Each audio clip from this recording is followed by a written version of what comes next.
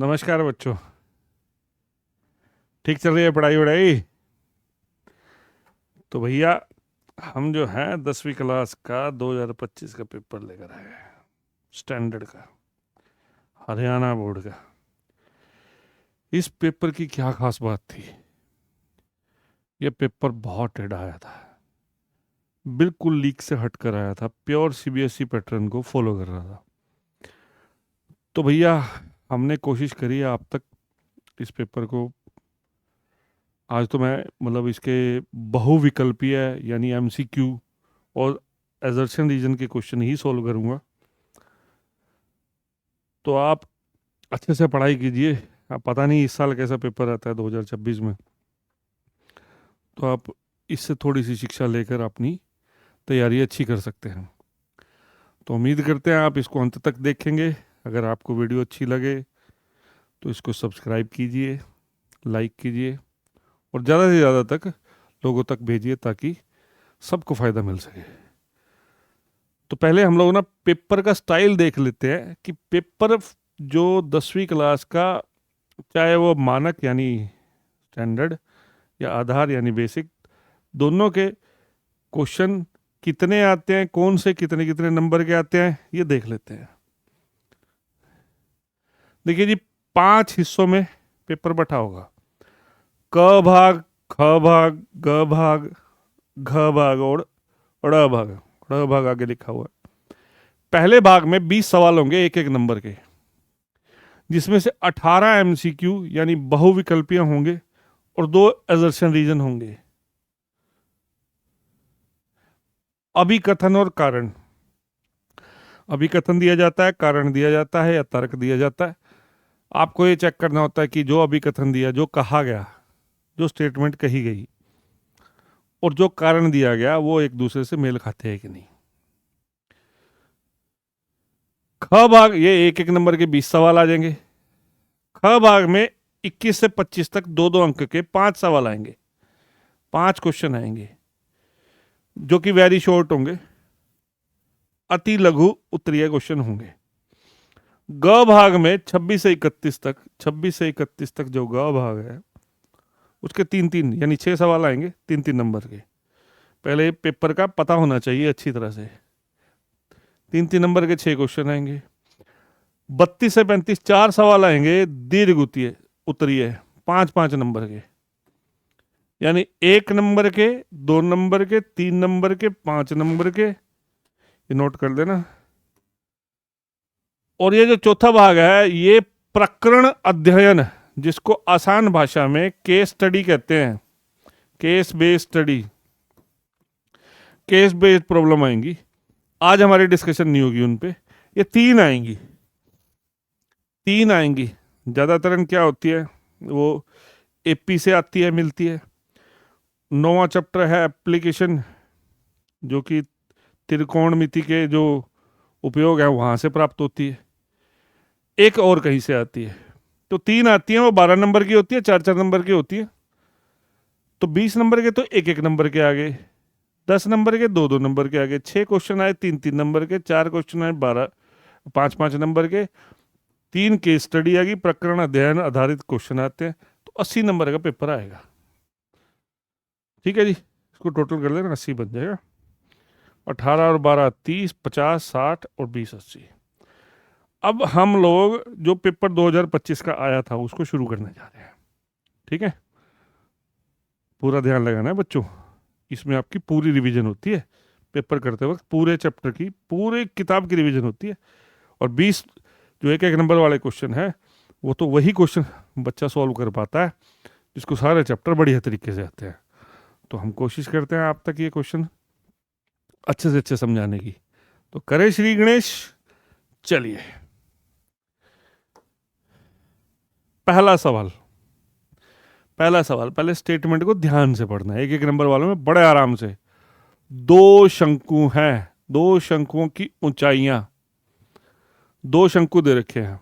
2 शंकु नाम देते ही 2 अलग अलग शंकु बना लो। एक बना लिया, दूसरा बना लिया। छोटा बड़ा बनाना है, छोटा बड़ा बना लो, जैसा मर्जी बना लो। 1 नंबर का सवाल है, हल करके दिखाने की जरूरत नहीं होती, सीधा सीधा अपने को आंसर में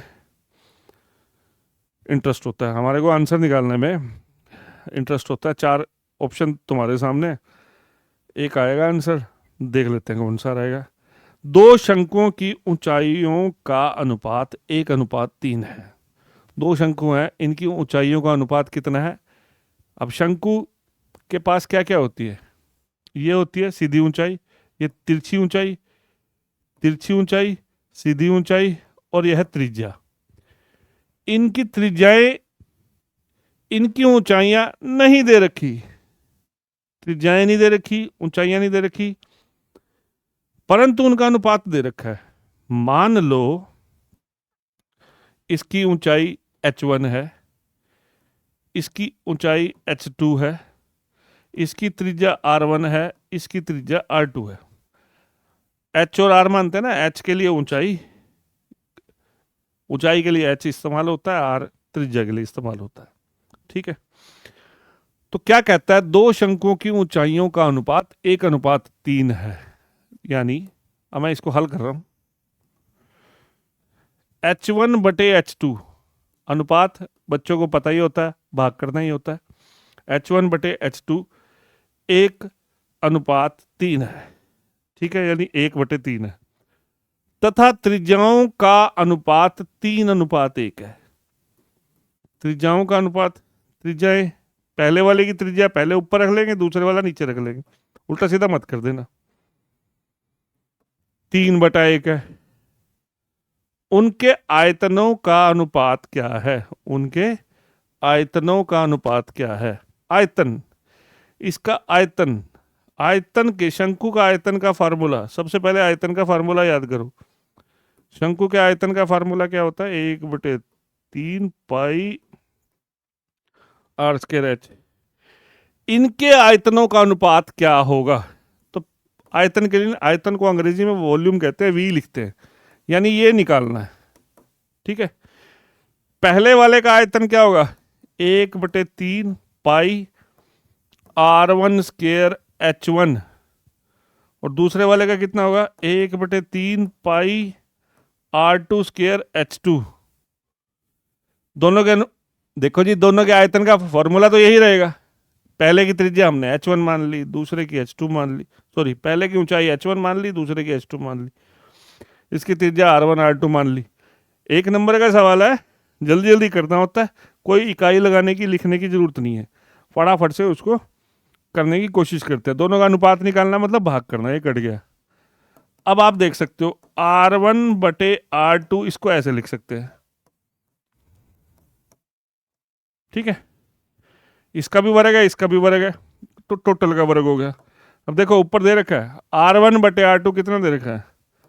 3/1, और h1/h2 कितना दे रखा है? 1/3। तो ये कितना हो गया? 3 का वर्ग 9, 1 का वर्ग 1, गुना 1/3, 3 से 3 कट गया, 3 से 9 कट गया, 3 आ गया, तो 3/1 पढ़ लेंगे। आंसर आ गया 3:1। आंसर कितना आ गया? 3:1 है ऑप्शन में। तो हमारा पहले क्वेश्चन का ऑप्शन क्या आया? हमारा आंसर क्या आया? 3:1। अगर ऐसे दिक्कत आ रही है, ऐसे दिक्कत आ रही है अगर तुम्हें, तो एक तरीका और है। दो शंकुओं की ऊंचाइयों, पहले की ऊंचाई होगी 1, ऐसे मान लो। दूसरे की ऊंचाई होगी, पहले की ऊंचाई ये, दूसरे की ये, 3 मान लो। ठीक है, इसको मैं पेन को चेंज कर रहा हूं, समझते हैं। पहले की ऊंचाई मान ली 1, दूसरे की ऊंचाई मान ली 3। अनुपात में शॉर्टेस्ट लिखा होता है ना, स्मॉलेस्ट सबसे छोटा लिखा होता है। तो इसको पहले की ऊंचाई 1 ही मान लो, दूसरे की ऊंचाई 3 मान लो। यानी ये पहले की होगी, दूसरे की होगी। पहले की त्रिज्या होगी 3, दूसरे की त्रिज्या होगी 1। अब फार्मूले में रख दो, पहले का आयतन, दूसरे का आयतन, यही था ना, 1/3 पाई r1²h1, 1/3 पाई r2²h2। ये कट गया एक, ये तो कट जाएंगे। r1 की जगह कितना रख दोगे? 3। r1 की जगह रख दिया 3, h1 की जगह कितना रख दिया? 1, r2 की जगह कितना रख दिया? 1, और h2 की जगह रख दिया 3। 3 का वर्ग होता है 9, 3 कट गया, 3/1। आपकी मर्जी है, या तो बेटे ऐसे पढ़ लो या ऐसे पढ़ लो। तो पहला सवाल हमारा हल हो गया। पहले तो आयतन का फॉर्मूला याद करो, ठीक है। बेटे कोई एनसीईआरटी में थोड़ी दे रखे होते हैं, सारे क्वेश्चन एनसीईआरटी में थोड़ी दे रखे होते हैं, एक एक नंबर वाले, ठीक है। एक एक नंबर वाले में जान लगती है, जोर लगता है, मेहनत लगती है। तो करिए। तो ये पहला सवाल हमारा हो गया, पहले सवाल का आंसर आ गया 3:1। चले आगे, दूसरा सवाल करते हैं। देखो जी, दूसरा सवाल कितना अच्छा है, पढ़ो। यदि कुछ आंकड़ों का बहुलक तथा माध्यक माध्य है, यदि कुछ आंकड़ों का बहुलक तथा माध्य ये दे रखे हैं, क्या दे रखे हैं?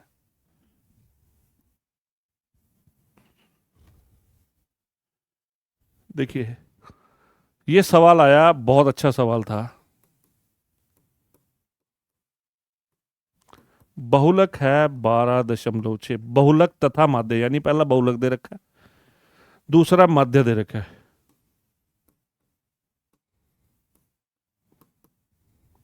दस दशमलव पांच। बोला आंकड़ों का माध्यक निकाल लो। देखिए पहले तो ना, आप जो ये चैप्टर है, ये चैप्टर है 13वां चैप्टर है ना, सांख्यिकी।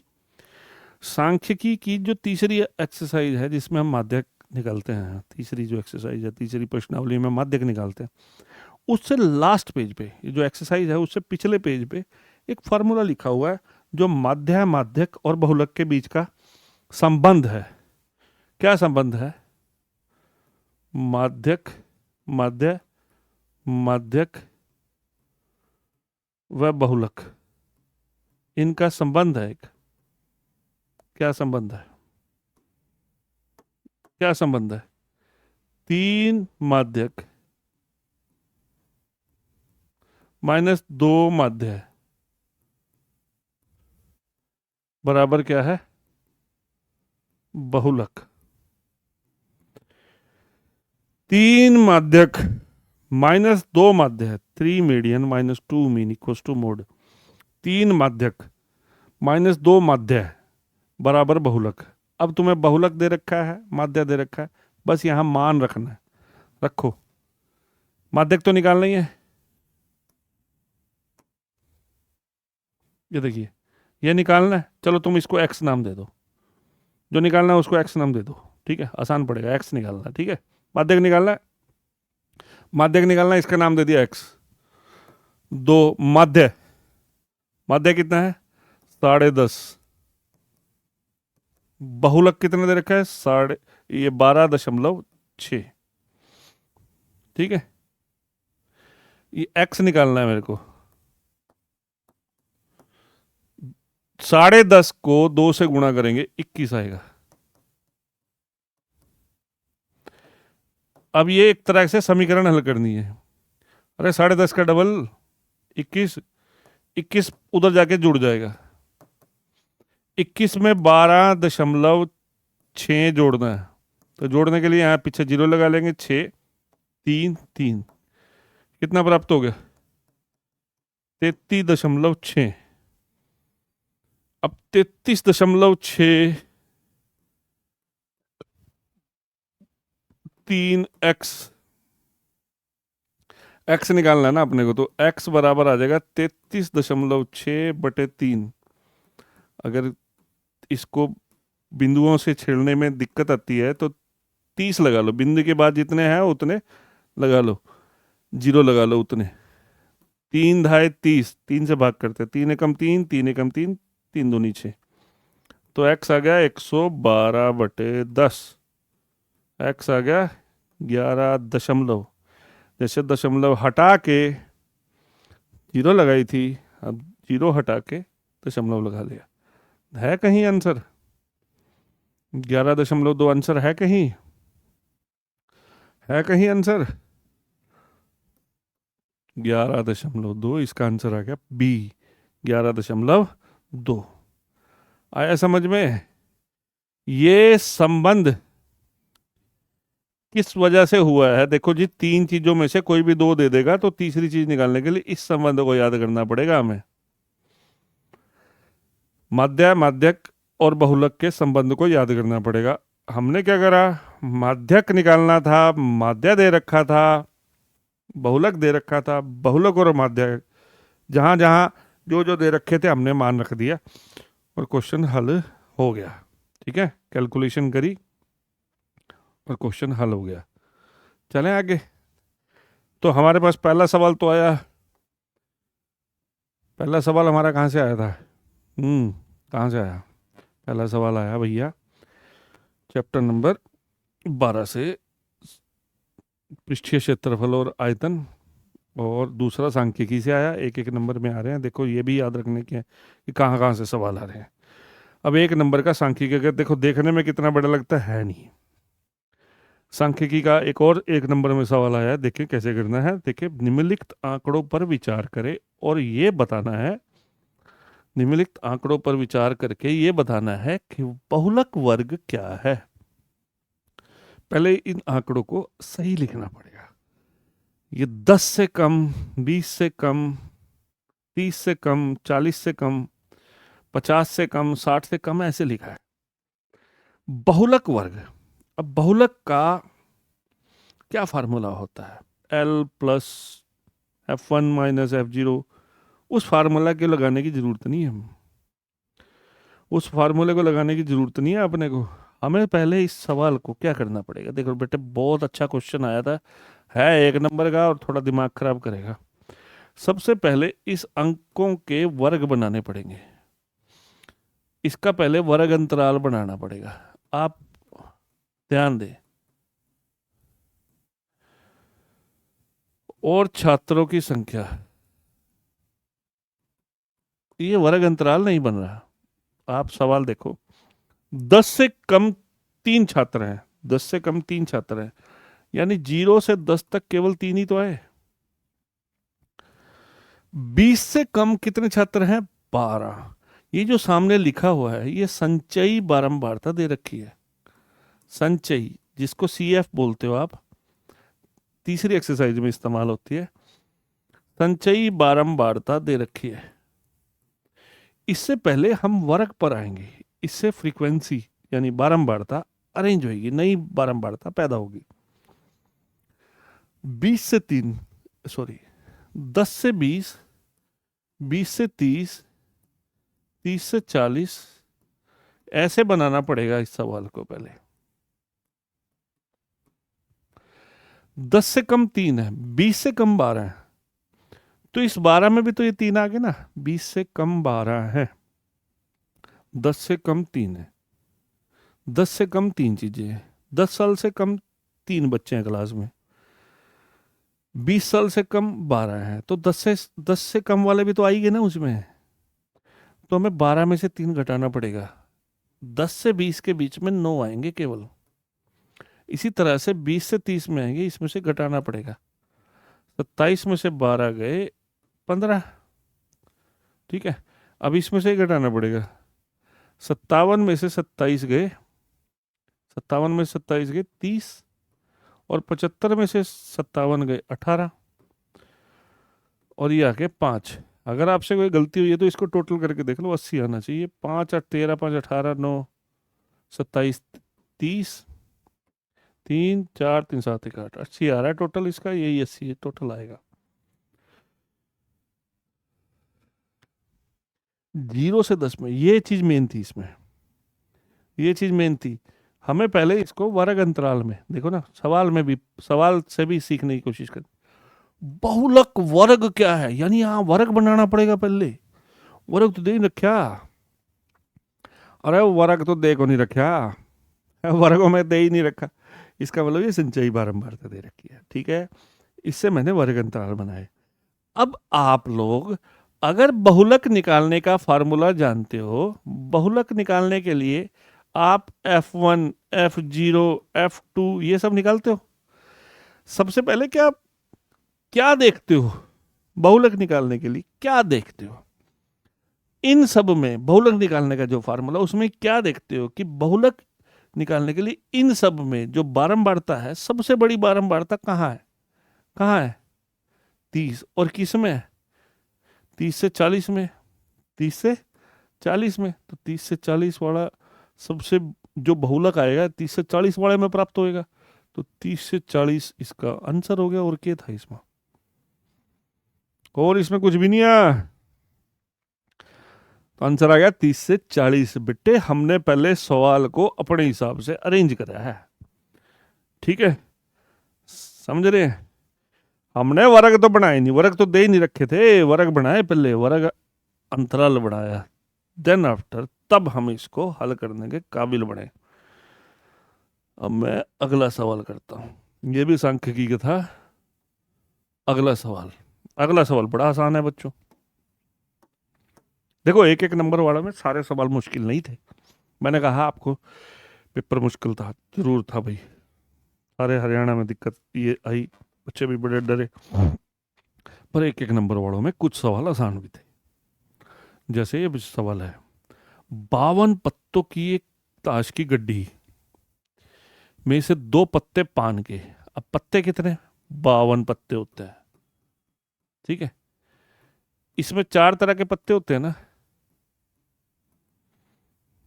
ये होता है बेटे पान का पत्ता, पान का, पान का, पान का किस रंग का होता है? लाल। कितने होते हैं? 13। कितने होते हैं? 13। इसके बाद ये होती है चिड़ी। क्या होती है? चिड़ी। चिड़ी का पत्ता। कैसा पत्ता? काला। कितने होते हैं? 13। इसके बाद ये ऐसा, ये क्या होता है? हुक्म का पत्ता, हुक्म का। ये भी होता है 13। हुक्म, ये भी कैसा होता है? काला। ये ईंट का पत्ता।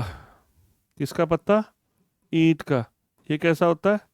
लाल। लाल कितने? 26। मैं तो सवाल पढ़ा ही नहीं अभी तक, पहले याद करने की कोशिश कर ली। लाल कितने? 26। काले कितने? 26। पहले तो ये दिमाग में रखा। अब पढ़ते हैं सवाल। 52 पत्तों की एक गड्डी में से 2 पत्ते लाल के गए, 2 पत्ते पान के गए। 52 पत्ते थे, 2 पान वाले और 4 हुक्म के। गायब हो गए। गायब है, यानी 2 और 4 कितने हो गए? 6। कुल पत्ते उसमें कितने हैं गड्डी में? 6 घटा दो 52 में से, 52 में से 6 घटा दो, कुल पत्ते कितना है? 46। 2 पान के पत्ते गए, 4 हुक्म के। पान के कैसे होते हैं? लाल। हुक्म के कैसे होते हैं? काले। इनको याद रखो। यानी 2 लाल पत्ते चले गए, 4 काले पत्ते चले गए। 2 लाल पत्ते चले गए, 4 काले पत्ते चले गए इसमें से, ठीक है? शेष गड्डी में से काला पत्ता निकालने की प्रायिकता बताओ। काले कितने रह गए? शेष गड्डी में से किसकी निकालनी प्रायिकता? काला पत्ता। काला पत्ता। काले कितने निकल गए? 4। काले हो गए कितने? काले कितने हैं? 26। तो काले पत्ते बचे कितने? काले पत्ते बचे कितने? काले पत्ते बच गए? अरे 26 में से 4 घटा दो, 22 बच गए। तो काले की प्रायिकता, प्रायिकता काले पत्ते की प्रायिकता कैसे निकालते हैं? जितने काले बचे हैं बाय में कुल पत्ते 46 हैं। 6 तो पत्ते है ही नहीं इसमें, ठीक है? 2 से काट दो, 2 एक कम 2, 2 एक कम 2, 2 23। तो आंसर क्या आ गया? 11/23। इसमें थोड़ा दिमाग लाना था और कुछ नहीं था, आसान सवाल था, क्वेश्चन आसान था। तो भैया 2 पत्ते पान के निकल गए, 4 हुक्म के निकल गए, 6 तो टोटल से घटा दो, बाकी बच गए 46। काले पत्ते निकल गए 4, बाकी काले इसके अंदर गड्डी के अंदर तो काले 22 ही हैं, ठीक है? तो 22/46 आ गया। शॉर्ट छोटा आंसर लिखना होता, 2 से हमने काट दिया। तो ये सवाल था प्रायिकता का, प्रायिकता सांख्यिकी के सवाल आ रहा है। ये सवाल अच्छा आया था भाई, बिल्कुल सीबीएसई का जो स्टैंडर्ड है उसको फॉलो किया गया है, पेपर अच्छा आया था। अब ये सवाल पहली एक्सरसाइज का है, किताब का पहला चैप्टर का सवाल है, परंतु इसमें हम बच्चे घबरा जाते हैं। सवाल को पढ़िए। यदि दो धनात्मक पूर्णांक, यदि दो धनात्मक पूर्णांक, धनात्मक मतलब प्लस की, एक्स और वाई दो प्लस की कोई संख्या है, को इस प्रकार व्यक्त किया जा सकता है कि ये इसके अभाज्य गुणनखंड दे रखे हैं। तो जैसे जैसे आप मान लो लिखा 12, अब 12 को 2 छिके 12 वैसे लिख रहा हूं, 2 तिया 6। अब 12 को 2 गुणा 2 गुणा 3 ऐसे लिख सकते हो ना। ऐसे 12 के तुम अभाज्य गुणनखंड बनाते हो, तो एक संख्या है जिसके गुणनखंड तुम्हें बना के दे रखे हैं 12, ये एक संख्या है जिसके गुणनखंड तुम्हें बना के दे रखे हैं बंदे ने। दूसरी संख्या है y जिसके गुणनखंड और बना के दे रखे हैं। ठीक है,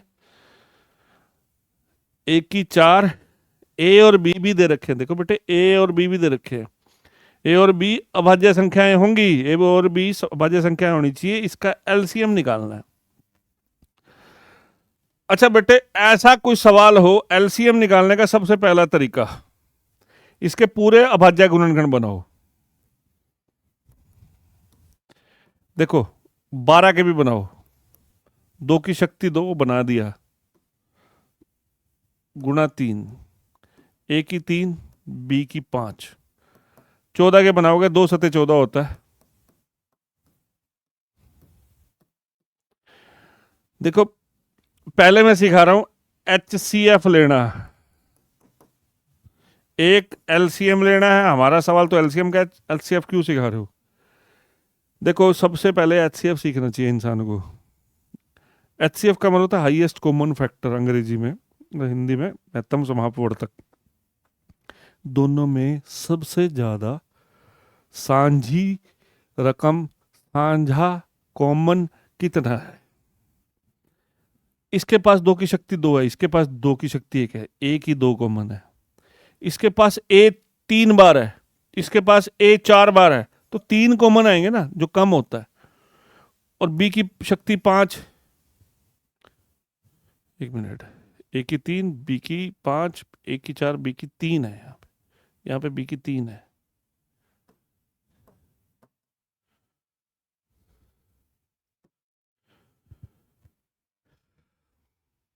इसके पास 5 है, इसके पास 3 है, कम कितनी है? ध्यान दो। अब मैं एलसीएम और एचसीएफ दोनों निकाल के दे रहा हूं तुम्हें, कहीं क्या पता इस बार एचसीएफ आ जाए। एलसीएम निकालना है, जो कॉमन है उसकी हाईएस्ट पावर, सबसे ज्यादा शक्ति कितनी है? ज्यादा शक्ति। इन दोनों में से एलसीएम निकालने का तरीका बेटा ध्यान से सुने। इन दोनों में, ये इसके पास भी 2 है, इसके पास भी 2 है, 2 की ज्यादा शक्ति किसके पास है? उसके पास, तो वो उठाओ। अब दोनों में से जो बाकी बच गया ना, वो भी ले लो। एलसीएम में तो सारा कुछ ही लेते हैं। एक की शक्ति 3, एक की शक्ति 4, जो ज्यादा शक्ति है ना वो लेनी है। मेरे को इस सवाल में यहां से आइडिया लग गया था कि जो दोनों में से ज्यादा शक्ति है ना, ए और बी की, वो लेना है। या तो मेरा आंसर ये था या ये था, क्योंकि ज्यादा शक्ति इन दोनों के पास है। अब एलसीएम लेना रह गया 12 और 14 का एलसीएम। देखो भाई, ज्यादा शक्ति वाला एलसीएम होता है, कम शक्ति वाला एचसीएफ होता है। ज्यादा शक्ति वाला एलसीएम, ज्यादा शक्ति वाला एलसीएम, कम शक्ति वाला एचसीएफ होता है। ये वाला हमारा एलसीएम आ गया। अब अगर ये इन दोनों में से आंसर मेरे पास सिलेक्ट हो गया था, तो मैं बाकी तो 12 और 14 का एलसीएम ले लूं। वो तो आपको बचपन से सीखते हो, ऐसे ले लेते, 2 छिके 12, 2 सते 14। अब कुछ जाएगा नहीं, 2 छिके 12 सते 84, 7 1 की चौक 84।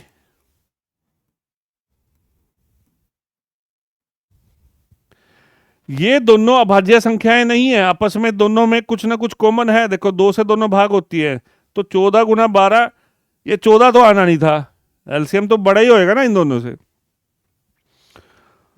या तो ये आता है यहाँ पे, अब 84 आएगा इसका, 12 सते 84 आ जाएगा इसका, तो इसका एलसीएम में क्या आएगा,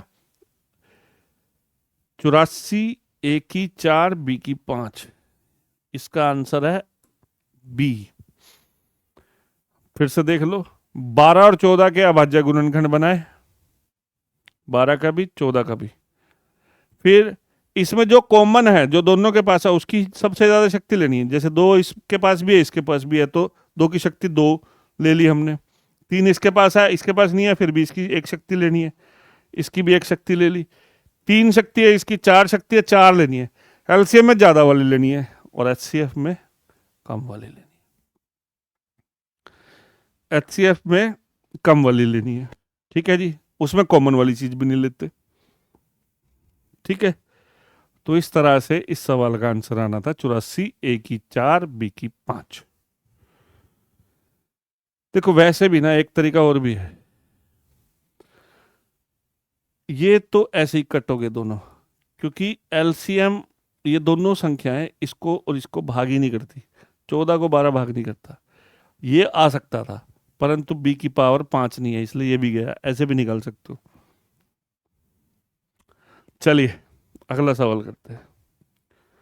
ये कितना आसान सवाल है। अभाज्य संख्या के कुल गुणनखंड कितने होते हैं? अभाज्य संख्याएं कहां से शुरू होती हैं? देखो बच्चों, अभाज्य संख्याएं, अभाज्य संख्याएं, अभाज्य संख्याएं शुरू होती है 2, 3, 5, एक नहीं होता अभाज्य, 5, 7, 11, 13, 17, जो किसी से भाग नहीं होती। ये आंसर नहीं है इसका, जो किसी से भाग नहीं होती। अभाज्य संख्या उनको कहते हैं जो एक से व स्वयं से भाग होती हैं। ध्यान से, जो अपने आप से भाग होती है और सबको भाग करने वाला एक तो होता ही है। तो अभाज्य संख्याओं के कुल गुणनखंड कितने हैं? गुणनखंड बोला उसने, अभाज्य गुणनखंड नहीं बोला, गुणनखंड बोला है। अभाज्य संख्या के कुल गुणनखंड कितने होते हैं? अभाज्य संख्या के कुल गुणनखंड 2 होते हैं, एक तो एक वो खुद। तो इसका आंसर कितना आ गया? 2। चीजों को याद रखना है, ठीक है। आसान सवाल था, हो गया। अगला सवाल, शून्यक -7 और 3 वाले बहुपदों की संख्या होगी। पहले मैं ना इसका आंसर आपको बता देता हूं, थोड़ा जोर लगता है इस क्वेश्चन में, पहले आप समझो।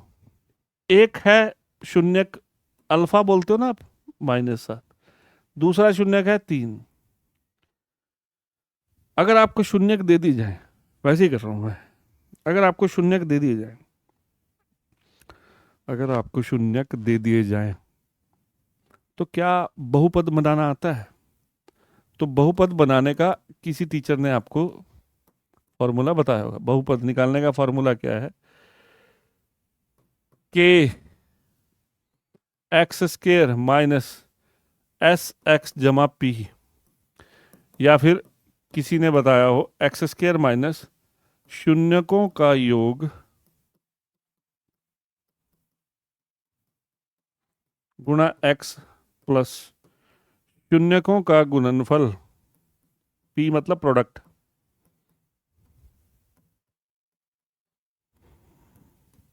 चलो रखते हैं,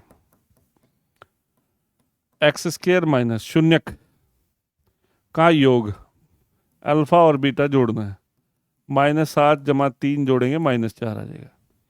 अल्फा और बीटा गुणा करेंगे तो -7 गुणा 3 माइनस का 21 आ जाएगा। तो ये बन गया, यहाँ -4 रखूंगा, -4 प्लस हो जाएगा -21।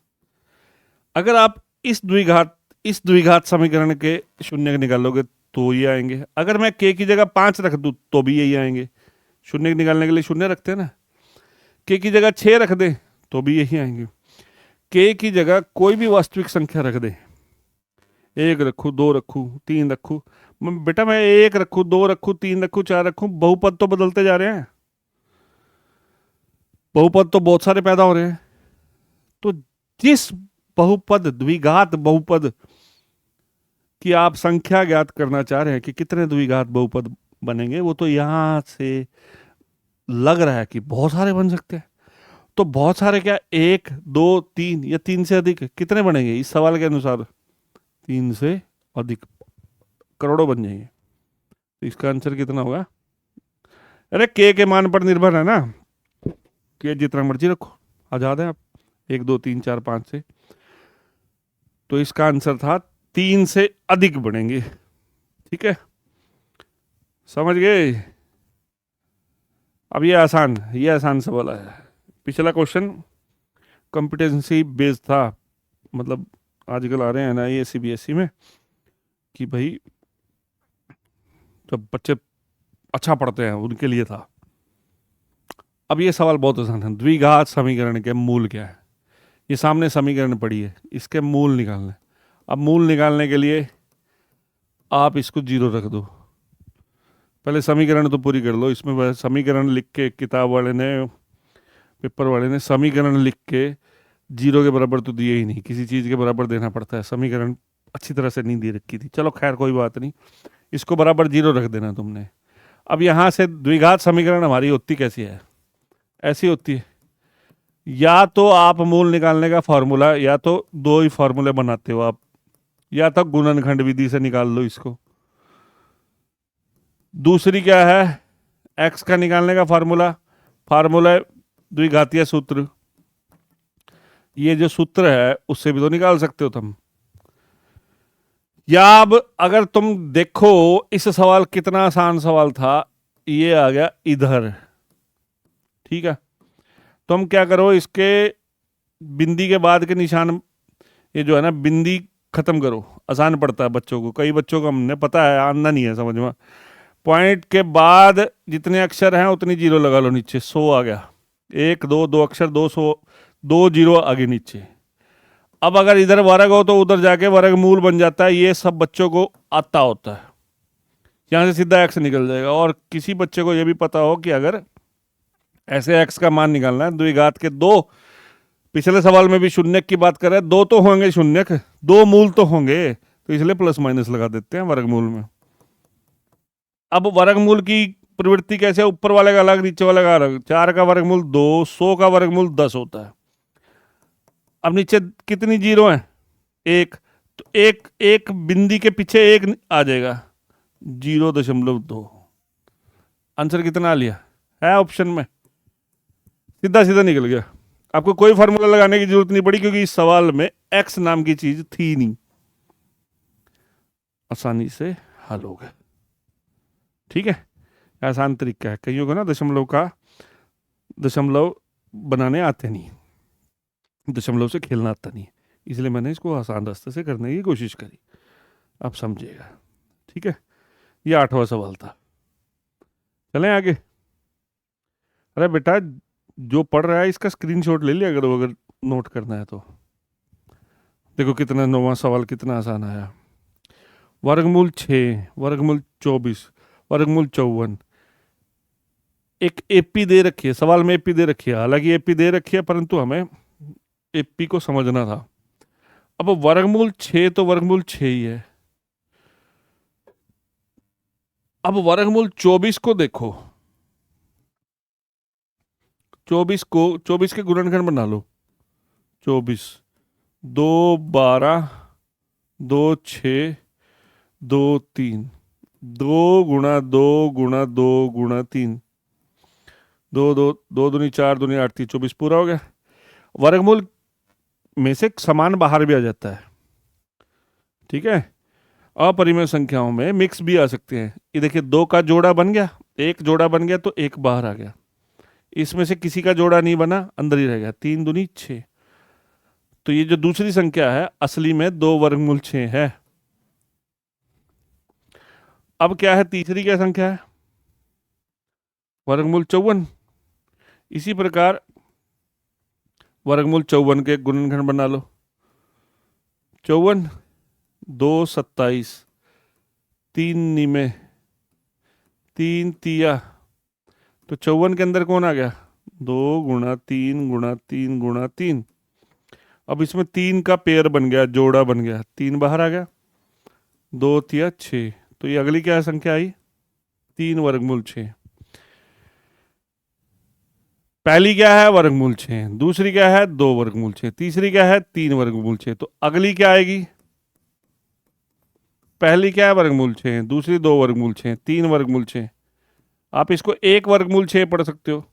तो ये क्या आएगी? 4 वर्गमूल 6। सर जी 4 वर्गमूल 6 तो इसमें आंसर ही नहीं है। तो क्या करेंगे? इस 4 नु अंदर ले जाएंगे। जब अंदर से जोड़ा बनकर बाहर आता है तो बाहर से अंदर जोड़ा भी तो बन सकता है। तो ये 4 अंदर 2 दफा गुणा हो जाएगा।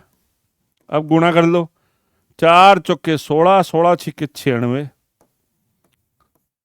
आंसर क्या आ गया? √96 हो गया। आई समझ में? अरे सारे सवाल मुश्किल ना थे, कुछ इजी भी थे। ठीक है, तो इसका आंसर आ गया वर्गमूल 96। या ये निकाल लिया तो इनके ऐसे जैसे ये बनाए ना, इनको करके देख लो इन चारों को कि कौन सा 4 वर्गमूल 6 आता है। चले आगे। 10वां सवाल। 10वां सवाल बहुत बढ़िया आया था भाई, बहुत बढ़िया सवाल था। आकृति EF, आकृति देख लो, पहले देख लो सवाल को,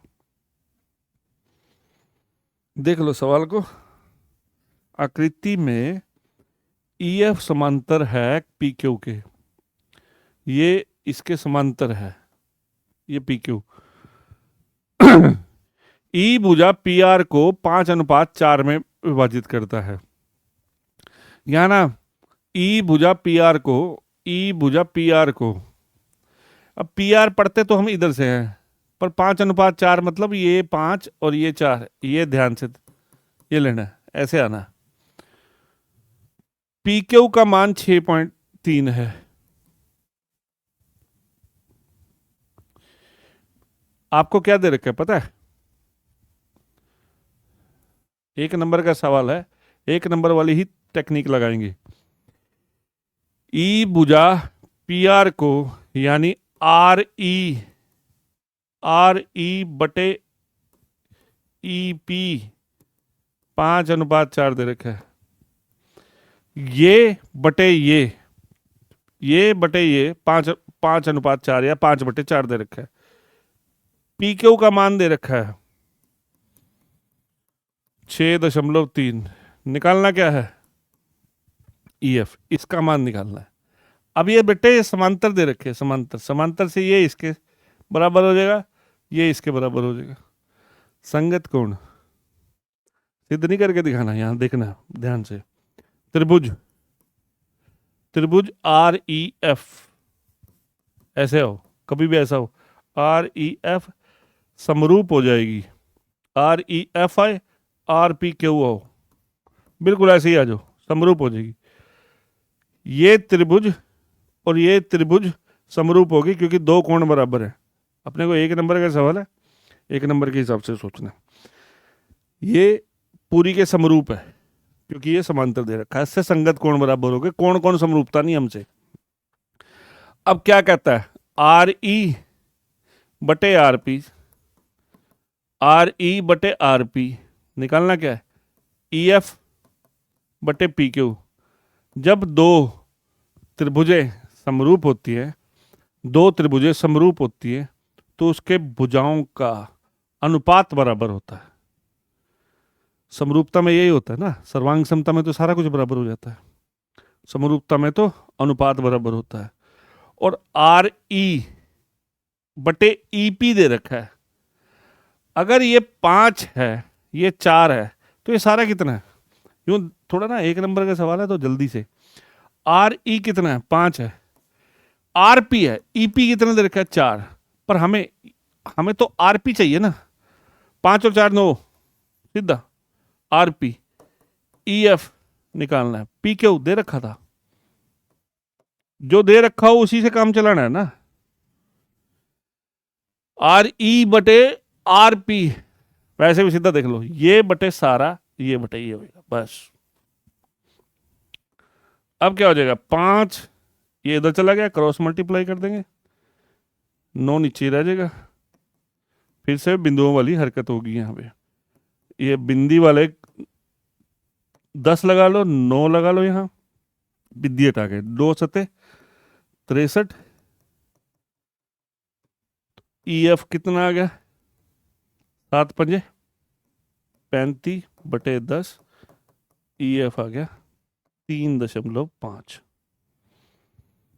ई एफ कितना आ गया 3.5, ये हमारा आंसर था। तो हमने क्या करा इस सवाल को हल करने के लिए, ये त्रिभुज पूरी के समरूप है तो इसकी भुजाओं का अनुपात बराबर है, ध्यान से, ये बटे सारा ये बटे सारा ये बटे ये बराबर है। इससे जो आपको दे रखा था उससे काम चला लिया हमने। यहाँ 5/9 कैसे बना, ध्यान से। तो हमारे 10 सवाल, आधा पेपर हमारा सॉल्व हो गया, एक एक नंबर बढ़ा। चलिए, समझ में आया, इसको नोट कर लेना, ठीक है, ठीक है, आगे चलते हैं।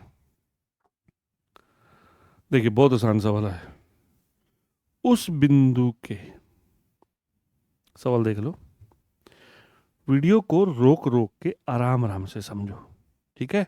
अगर मैं थोड़ी सी स्पीड पकड़ लूं तो स्लो करके देख लो, अगर मैं स्लो हो जाऊं तो स्पीड बना के देख लो, पर वीडियो को अंत तक देखो ताकि आपको चीजें क्लियर हो सके। चलो, उस बिंदु के निर्देशांक ज्ञात करो जहां रेखा, ये रेखा दे रखी है, बहुत आसान सवाल है।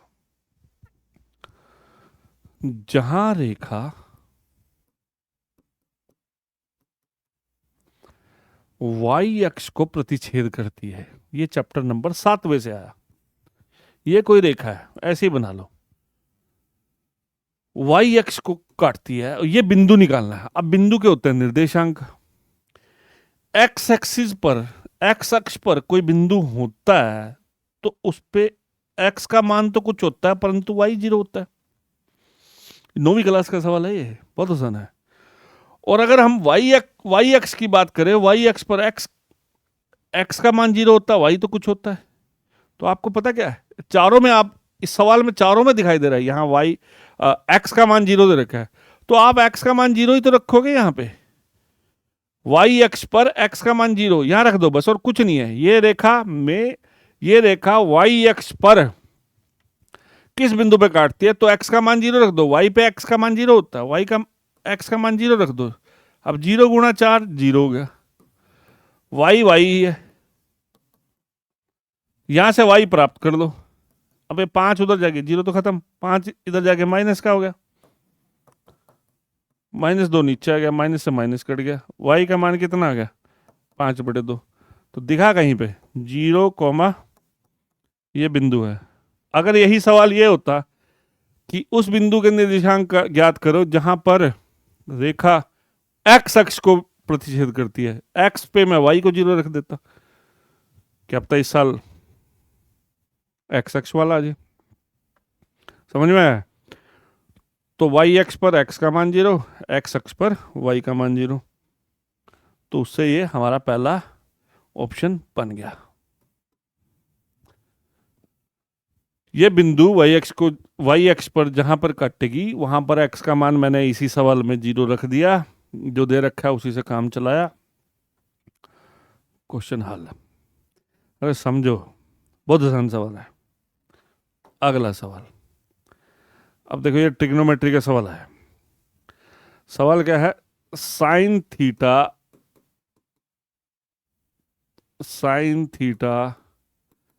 a/b है तो कोस थीटा निकालना है। इसमें 4 ऑप्शन दिए नहीं है, कोस थीटा का मान निकालना है। अब साइन थीटा क्या होता है, साइन होता है लंब बटे कर्ण। तो आप एक त्रिभुज बना लो, आसान तरीका, इसका लंब क्या है, ये थीटा बना लो, ये लंब हो गया और ये कर्ण हो गया, सीधा सीधा, सॉरी, लंब हो गया, ये कर्ण हो गया। लंब कितना है ए, कर्ण कितना है बी। अब हम जानते हैं पाइथागोरस प्रमेय, लंब का वर्ग जमा आधार का वर्ग बराबर किसका होता है, कर्ण का वर्ग। लंब कितना है ए, आधार नहीं है,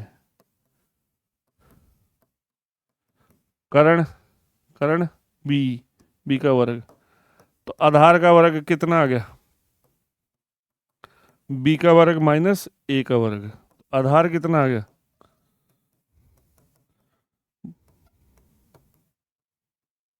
आधार निकल गया, आधार कितना आ गया बी स्क्वायर माइनस ए स्क्वायर।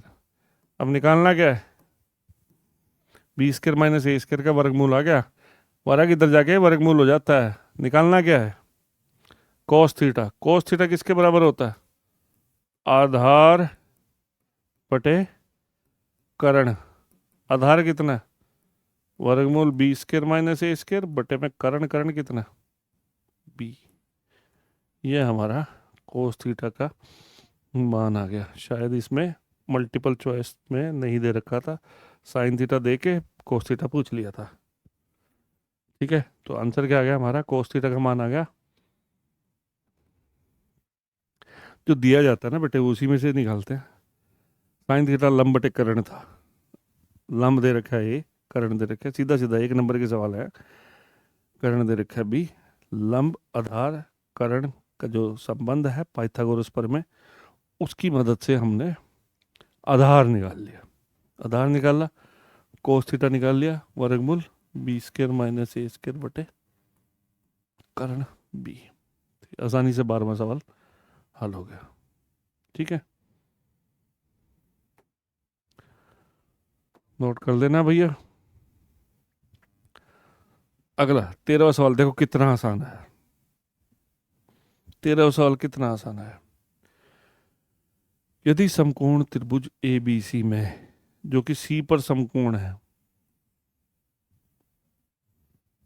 बना लेते हैं हम।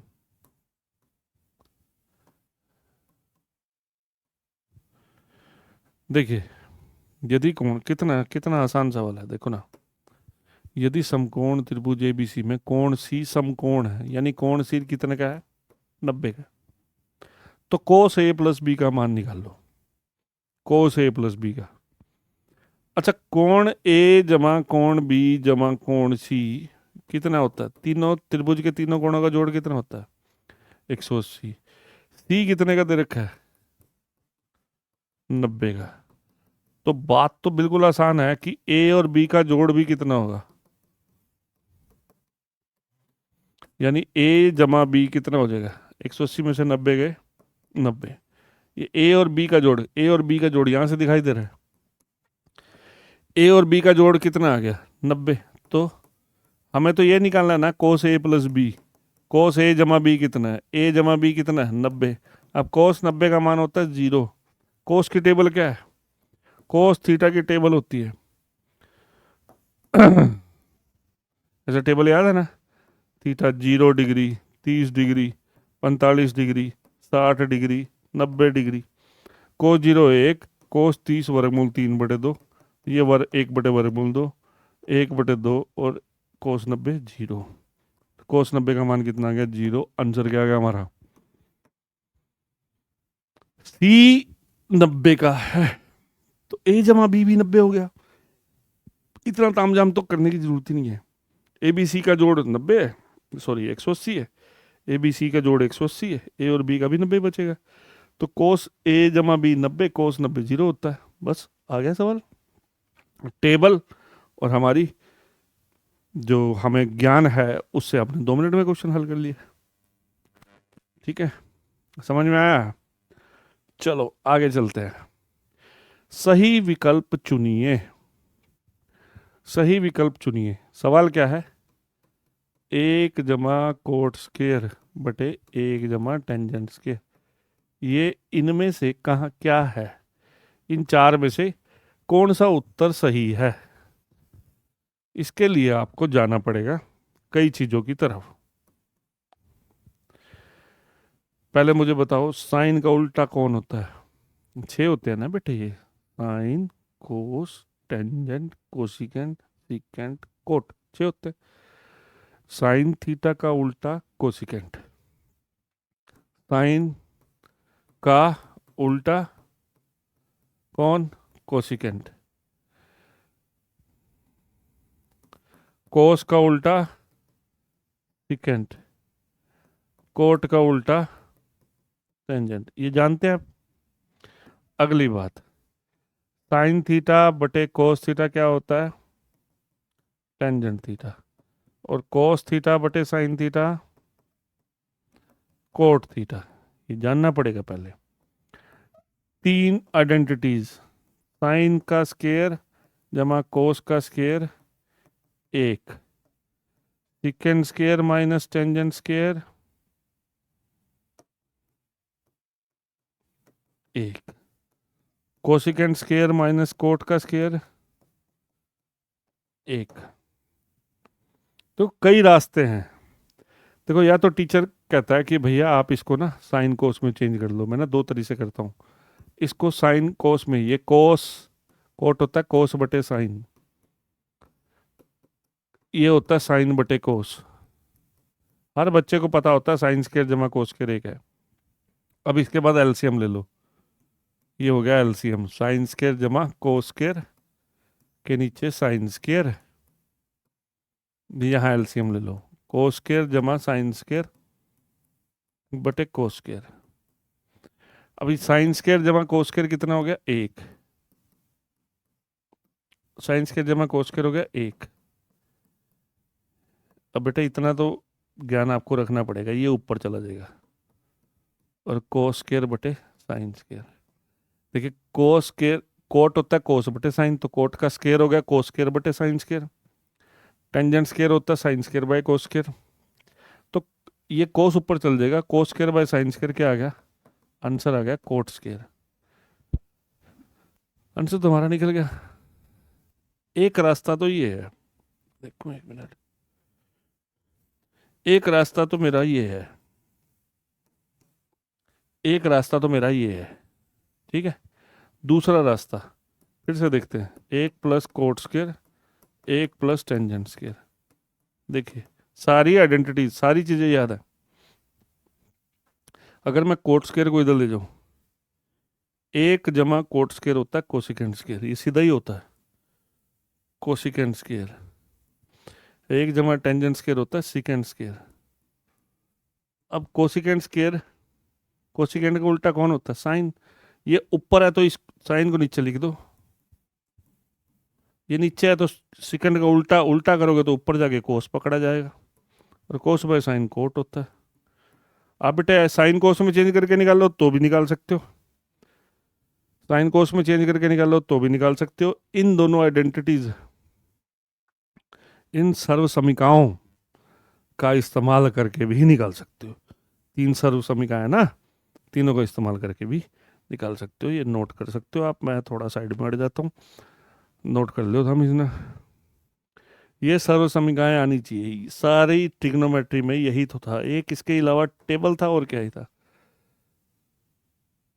सर्व समीकाएं इस्तेमाल करी, क्वेश्चन हल कर लिया। आनी चाहिए ना आपको।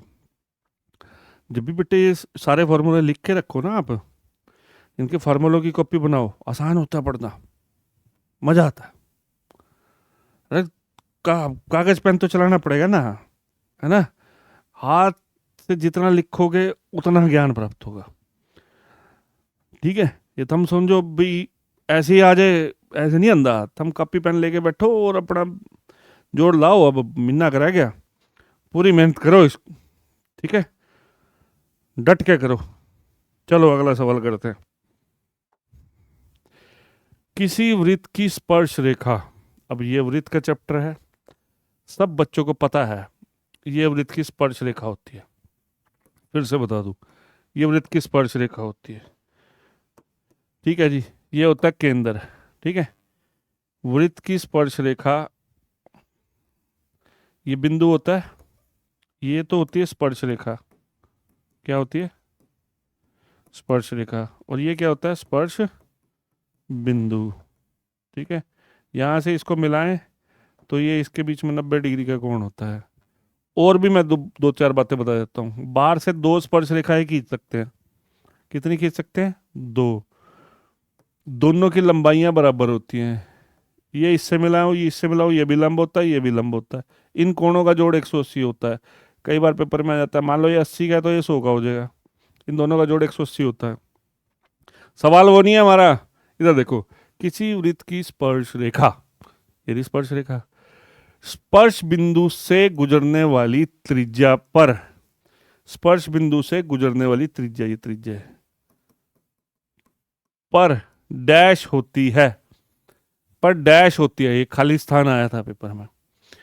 स्पर्श रेखा त्रिज्या पर डैश होती है, बताओ क्या होती है? आसान सा सवाल है। इनमें बीच में कोण 90 डिग्री का है, तो स्पर्श रेखा त्रिज्या पर लंब होती है। क्या आती है? लंब होती है। ठीक है, स्पर्श रेखा और त्रिज्या के बीच में कोण 90 का होता है, इसलिए स्पर्श रेखा त्रिज्या पर लंब होती है, या त्रिज्या स्पर्श रेखा पर स्पर्श बिंदु पर लंब होती है। तो इस सवाल का आंसर था, किसी वृत्त की स्पर्श रेखा स्पर्श बिंदु से गुजरने वाली त्रिज्या पर डैश होती है। क्या होती है? लंब होती है। आसान सवाल था ये तो बहुत। दी गई आकृति, मैं इस आकृति को बड़ी आसानी से सोल्व करूंगा, अभी जो बताया उसका मतलब समझना। दी गई आकृति में वृत्त का केंद्र O है। वृत्त का केंद्र कितना है? O है। वृत्त का केंद्र क्या है? O है। ये कितना है? ये पिछले सवाल को इस्तेमाल करना है, ये केंद्र है। ठीक है, ए बी एक जीवा है, ये भी एक यहां बिंदु है। ए भी एक जीवा है। जीवा क्या होती है? जो वृत्त के किसी दो बिंदुओं पर मिलाती है। और ए पर स्पर्श रेखा पी ए, यहाँ पे पी बिंदु है, एक स्पर्श रेखा खींच ली, ये पी ए बी पर 40 डिग्री का कोण बनाती है। ये 40 डिग्री का कोण दे रखा है। अभी पिछले सवाल में मैंने बताया स्पर्श रेखा और त्रिज्या के बीच में कोण कितने का होता है? 90 डिग्री का। तो क्या ये इस्तेमाल कर सकते हो? देखो बेटा, ये 40 का है, बाद में देखते हैं सवाल क्या है। ये 40 का है, ये क्या है? त्रिज्या है। ये क्या है? स्पर्श रेखा। ये सारा कोण कितने का है? 90 का। ये सारा कोण कितने का है? 90 का। ये कितने का है? 40 का। तो ये कितने का बच गया? ये कितने का बच गया? 50 डिग्री का। 50 और 40 तो 90 होगा। ये 90 में से 40 घटाएंगे तो 50 बचेगा। अच्छा, ये क्या है? ये देखिए, ये कुछ ऐसी त्रिभुज बन रही है, ओ ए बी, ओ ए, ऐसे इसको मिलाया गया। आप जानते हो ना, यो भी त्रिज्या है, यो भी त्रिज्या है, यो त्रिज्या है, यो भी त्रिज्या है। जब ये दोनों त्रिज्याएं बराबर हैं तो ये बन गई समद्विबाहु त्रिभुज। कैसी बन गई समद्विबाहु त्रिभुज? ये समद्विबाहु त्रिभुज बन गई जिसका ये कोण मेरे पास 50 है, तो ये भी कितने का होएगा? 50 का। समद्विबाहु त्रिभुज का गुण है समान भुजाओं के सामने वाले कोण बराबर होना। अगर ये दो भुजाएं किसी त्रिभुज की बराबर होती है तो उसके सामने वाले कोण भी बराबर है। यो 50 का मेरा निकल गया था, यो भी 50 का हो जाएगा। यो 50 का, यो 50 का, 50 और 50 100 हो गए, तो ये कितने का बच गया? बताएगा कोई? कोण ए ओ बी कितने का बच गया? यो 50 का, यो 50 का, 50 और 50 100। 100 में 80 जोड़ोगे तभी तो 180 बनेगा। त्रिभुज के तीनों कोणों का जोड़ 180 होता है। तो सवाल का आंसर क्या आ गया? कोण ए ओ बी प्राप्त करना था। तो कोण ए ओ बी, ये 40 दे रखा था, इस 40 की मदद से मैंने ये निकाला, क्योंकि ये सारा 90 होता है, ये स्पर्श रेखा और ये त्रिज्या। 90 में से 40 गया, 50 ही आया, 50 ही आ गया, कारण ये दोनों बराबर हैं। 50 50 100, बाकी के बच गया 80 का, यहाँ ना 85 दे रखा था। तो आंसर कितना आ गया? 80। ऑप्शन आ गया हमारा बी। मैंने निकाल के नहीं दिखाया, तुम्हारे को समझा दिया है। ठीक है, एक नंबर वाले सवाल हैं, बड़ी तेजी से करने होते हैं बेटे। 20 मिनट, 20 क्वेश्चन 20 मिनट में करने होते हैं। ठीक है, तो स्पीड बनाओ। अगला सवाल देख लो, सवाल देख लो। दी गई आकृति में वृत्तखंड, वृत्तखंड पी आर क्यू का क्षेत्रफल। पहले बात तो वृत्तखंड क्या होता है, देखिए वृत्त दे रखा हो, ये होता है त्रिज्याखंड। क्या होता है? त्रिज्याखंड। और ये जीवा, जीवा के यहाँ पर जो बनता है, जीवा और वृत्त के बीच के खंड को वृत्तखंड कहते हैं। ये निकालना है, ये सामने वाला क्षेत्रफल। त्रिज्या आर दे रखिए, ये कोण 90 का है। ठीक है, कोई बच्चा जानता होगा ये क्या बन गया, ये क्या आ गया, ये पूरा ओ पी क्यू, ये अगर सारा देखूं तो ये चतुर्थांश हो गया। ये निकालना है मेरे को वृत्त खंड का क्षेत्रफल। क्या निकालना है? वृत्तखंड का क्षेत्रफल। तो ये चतुर्थांश, ये वृत्त का चौथा टुकड़ा होता है अगर 90 डिग्री का कोण दे रखा हो। चतुर्थांश का क्षेत्रफल इस पूरे में से, इस पूरे में से ये घटा दूंगा तो ये वृत्तखंड आ जाएगा, माइनस त्रिभुज ओ पी क्यू का क्षेत्रफल। अब चतुर्थांश का क्षेत्रफल होता है 1/4 पाई आर स्क्वायर। त्रिज्या इसकी आर ही दे रखी है, घबराने की जरूरत नहीं। और ये त्रिभुज समकोण त्रिभुज है, समकोण त्रिभुज का क्षेत्रफल होता है 1/2 आधार गुणा लंब, आधार ये लंब ये, आर गुणा आर।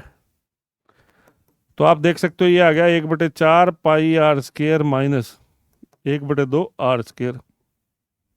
आर स्क्वायर कॉमन ले लो, आर स्क्वायर दोनों में से कॉमन ले लिया, 2 भी कॉमन आ गया, नीचे से 2 आ गया कॉमन, पाई/2 माइनस 1 बच गया। या तो ये आंसर आ गया, ये तो है नहीं इसमें, तो हम इसका एलसीएम ले लेते हैं। आर स्क्वायर बटे 2 पाई माइनस 2 एलसीएम लिया, 2 यहाँ आ जाएगा, 2 नीचे आएगा, 2 दूनी 4 आ गया। अब देखो कोई है क्या आंसर?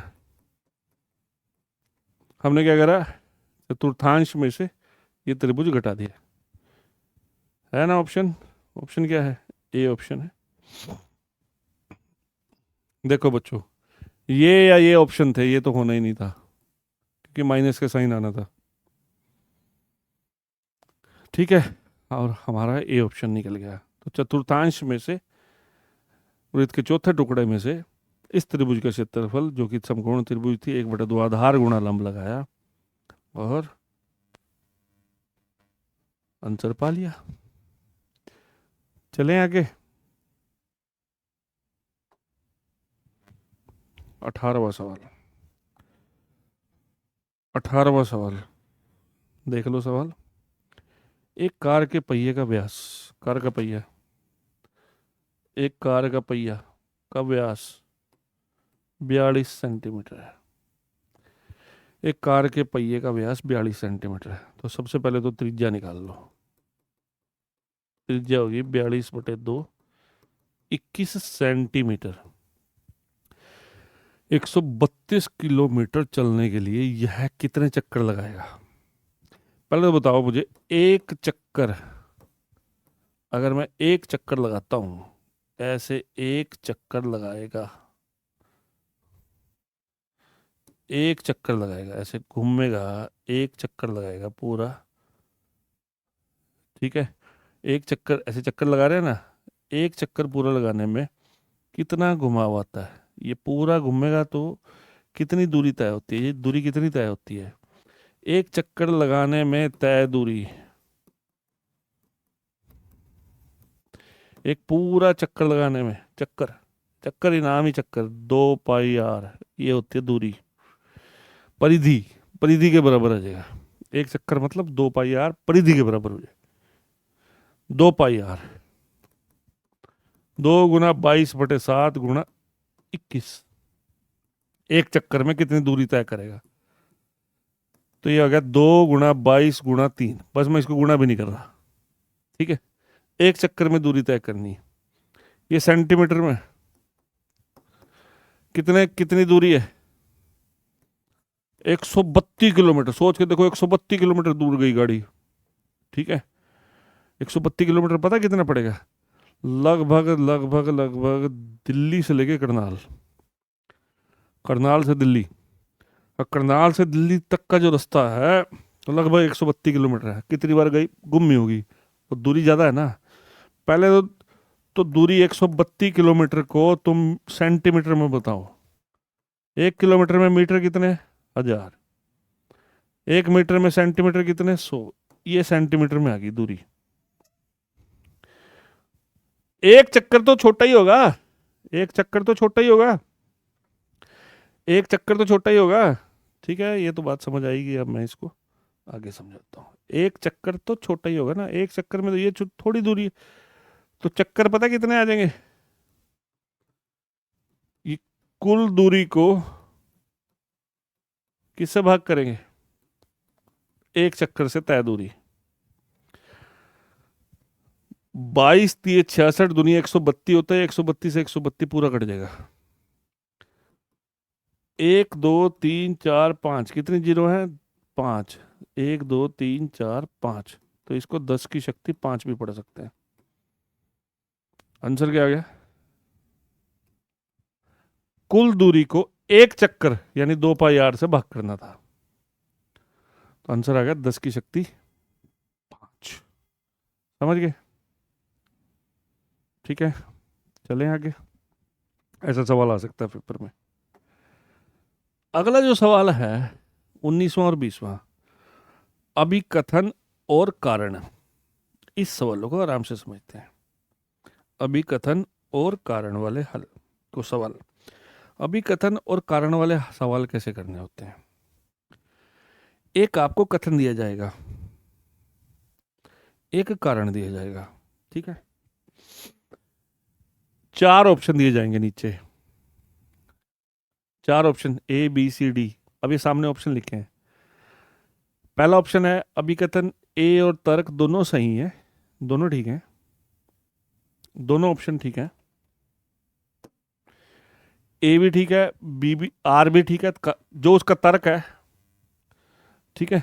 जैसे 4 गुणा 5, जैसे 4 गुणा 5 20 है, मैंने ये अभिकथन कह दिया। 4 गुणा 5 कितना है बच्चों? ध्यान से समझो। 4 गुणा 5 आसान सवाल है। 4 गुणा 5 20 है। क्या ये ठीक है? हाँ ठीक है। अगला, 5 को 4 बार जोड़ा जाता है तो 20 आता है, ये मैंने तर्क दे दिया, बिल्कुल सही है। ये दोनों बातें ठीक हैं। और दूसरी बात बिल्कुल ठीक है, पहले आपको बचपन में पढ़ते हो, पहाड़े याद करने का मतलब जोड़ना ही होता था, गुणा भी एक जोड़ होती है। तो जो मैंने तर्क दिया था कि 5 गुणा 4 20 है, क्योंकि 5 को 4 बार जोड़ा जाता है तो 20 आता है, तो ये तर्क सही है। और पहला भी ठीक था, दूसरा भी ठीक था, और पहला दूसरे की ठीक दूसरा पहले की ठीक व्याख्या करता है। 4 ऑप्शन दिए जाएंगे। पहला ऑप्शन है ए और आर दोनों ठीक है, आर ए की सही व्याख्या करता है। दूसरा ऑप्शन है ए और आर दोनों सही हैं, परंतु आर ए की व्याख्या नहीं करता। तीसरा दे रखा है ए सही है, अभिकथन ए सही है, परंतु तर्क आर गलत है। अभिकथन ए गलत है, तर्क आर सही है। अभी सवाल नहीं है, ये 2 सवाल आएंगे 19वां और 20वां, उसमें ऐसा दिया जाएगा। सवाल पढ़ते हैं। 19वां सवाल, यदि किसी वृत्त के व्यास का एक सिरा, वृत्त के व्यास का एक सिरा 2,3 है और केंद्र, ये केंद्र -2,5 है, तो व्यास का दूसरा सिरा ये बताना है। क्या ये ठीक है? पहले तो ये चेक करो कि जो पहली लाइन दे रखी है ठीक है। पहले देख लो, यदि किसी वृत्त के व्यास का एक सिरा 2 3 है, एक सिरा ये ले लिया, दूसरा सिरा ये है कि नहीं ये चेक करना है। किसी वृत्त का केंद्र व्यास का मध्य बिंदु होता है, ये तो मुझे ठीक ही लग रहा है, ये तो सारे बच्चों को समझ में आ जाएगा। किसी वृत्त का केंद्र व्यास का मध्य बिंदु होता है, ये तो ठीक है, ये तो करेक्ट है, ठीक है, ये तो बिल्कुल ठीक है, आर तो ठीक है। अब बेटे मैं इस सवाल में एक सिरा ये दे दिया, दूसरा ये सिरा ये दे दिया, केंद्र ये दे दिया, मुझे ये चेक करना है कि ये ठीक लिखा है कि नहीं, और ये जो प्राप्त करना है ये मध्य बिंदु है, ये भी सही है। अब मध्य बिंदु, ये निर्देशांक दे रखे हैं। मध्य बिंदु निकालने का तरीका क्या होता है? मान लो मैं इसका नाम दे दूं ए, ये दे दूं बी, ये ओ दे दूं, ठीक है। ए बी का मध्य बिंदु निकालने का तरीका क्या है? मध्य बिंदु कैसे निकालते हैं? x1 जमा इसमें ये जोड़ के बटे 2। अरे बेटे इसका, इन दोनों का मध्य बिंदु ये प्राप्त करने के लिए इसको इसमें जोड़ के बटे 2 करते हैं। 3 जमा 7 बटे 2 करते हैं। 2 में से 6 गए -4, -4 बटे 2, 3 और 7 10 बटे 2।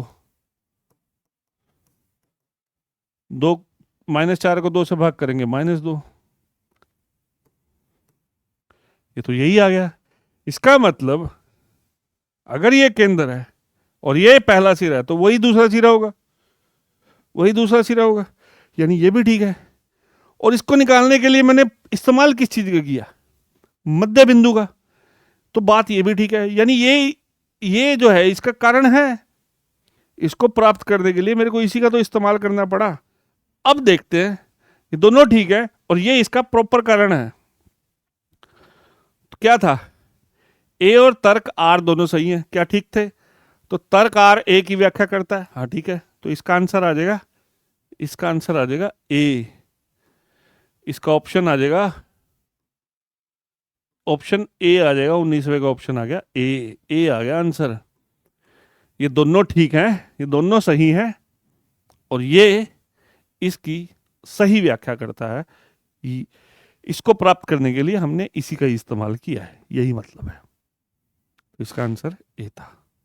चले अगले में क्या है? अभिकथन, ये पहले चैप्टर का क्वेश्चन आया। किसी प्राकृतिक संख्या n के लिए 8 की पावर n 0 पर समाप्त नहीं हो सकती। बात ठीक है। n एक प्राकृतिक संख्या है। n क्या है? प्राकृतिक संख्या। 1 2 3 4 5 6, ठीक है। पढ़ लो सवाल पहले। किसी प्राकृतिक संख्या n के लिए, किताब में दे रखा है 6 की पावर n कभी 0 पे नहीं समाप्त होता। किसी प्राकृतिक संख्या n के लिए 8 की पावर n 0 पर समाप्त नहीं हो सकती। ये बात ठीक लिखी हुई है। देखो ना, 8 की शक्ति 1 करोगे तो 8 है, 8 की शक्ति 2 करोगे तो 64 है, 8 की शक्ति 3 करोगे 512 है। क्या कहीं 0 दिख रही है? 0 कहीं पर भी नहीं दिख रही, यानी ये कथन, यानी ए सही है, अभिकथन सही है। अब देखते हैं तर्क आर तर्क को देखते हैं। किसी प्राकृतिक संख्या n के लिए 12 की पावर n, ये भी ऐसा ही है, 5 पर समाप्त हो सकती है। कहता है 5 पर समाप्त हो सकती है, वो कहता था 0 पर समाप्त नहीं हो सकती। तो बात तो ठीक ही गई है, 0 पे हो भी नहीं रही। अब 12 की शक्ति 1 12 होती है, 12 की शक्ति 2 144 होती है, 12 की शक्ति 3 करोगे, इसको 12 से गुणा करनी पड़ेगी, पीछे 8 आएगा। 12 की शक्ति 4 करोगे, फिर 6 पे अंत होगी, ठीक है, कभी 5 पे अंत नहीं होगी।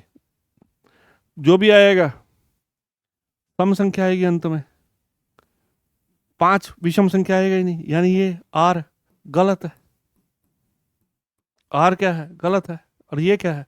सही है। यानी 20वें सवाल का आंसर क्या है? ए सही है, आर गलत है। ए सही है, आर गलत है, तो 20वें सवाल का आंसर होता सी। ए सही है, आर गलत है। ठीक है, चीजों को नोट कर लेना, समझना। तो हमने पहली वीडियो बनाई है भैया, HBSC का पेपर कर रहे हैं हिंदी मीडियम में, ठीक है।